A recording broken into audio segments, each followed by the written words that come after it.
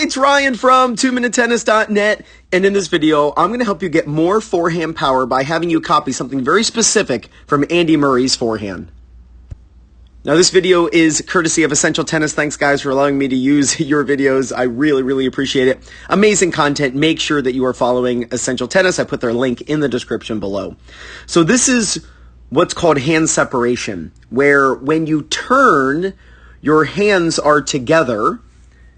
But when you begin the swing, and I'll go in more detail here, but notice how his hands are now apart. So his right hand and his left hand are now apart, where they were together on the turn. And now they're separated, and now his hands are back together again. And so even though they're on the other side of his body, his hands are quite close. So let's talk about this in more detail. When you take your racket back, we're looking to coil the body, so you can uncoil. The definition of a coil is when your shoulders are going to be turned more than your hips. So what we're trying to do is get this body, this upper body, really rotated over the lower body. That's what's going to allow later on for the uncoil. An easy way to make this happen is as you take your racket back, have your hands quite close to each other. You'll notice what's closer to the net right now, the tip of his hat or his hand. You know, the brim of his hat is closer to the net. He has coiled his body. Now, as he starts to bend his legs, he's going to get onto this right leg and he's going to rotate off of that back leg. As his racket begins to drop, watch how his left hand, independent from his shoulders, his left hand starts moving forward. So now this is the hand separation. His hands are now getting farther apart from each other. This is the momentum. This left arm is now the momentum that's going to help carry him into an uncoiling of the body, which brings the racket forward. When he rotates his body, you'll notice that's when the lag occurs. Right now, he has not much of a difference in the angle between his forearm and his racket. And then as his body starts to rotate, look at the angle in his wrist. Now the angle between the arm and the racket is now greater. Here's less angle, here's greater angle. That's just the lag, the natural lag that occurs because the racket weighs something. And as the body starts to uncoil, this angle becomes greater. This is the classic point the butt cap at the ball. But this is where you'll notice his hands are now far apart. The key to getting more power is making sure that you're coiling and turning with both hands on the racket. But then as you start loading up your legs, that you swing your non-hitting hand forward, getting your arms apart, really facilitating this body uncoiling. You'll notice where his chest is facing right now. And then as he gets to the ball, now his chest is facing the net. Again, hands are apart, rotating. After he hits the ball, now his hands are together again. Now it's on the other side of his body, but his hands are very close. In previous videos I've made in the past couple months, I call this 2-1-2.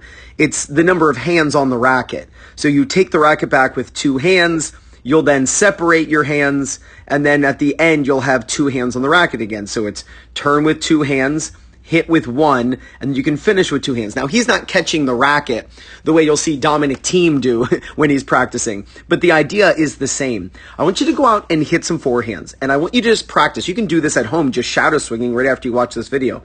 Take the racket back with both hands.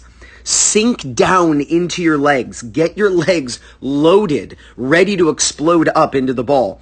But as the racket begins dropping, and you can see this, as his racket drops, his racket makes this move, his left arm clears. So his racket is dropping and his left arm starts clearing out of the way. Now he starts pivoting on this back leg, pushing off of it, really rotating his body. His left arm is now clearing.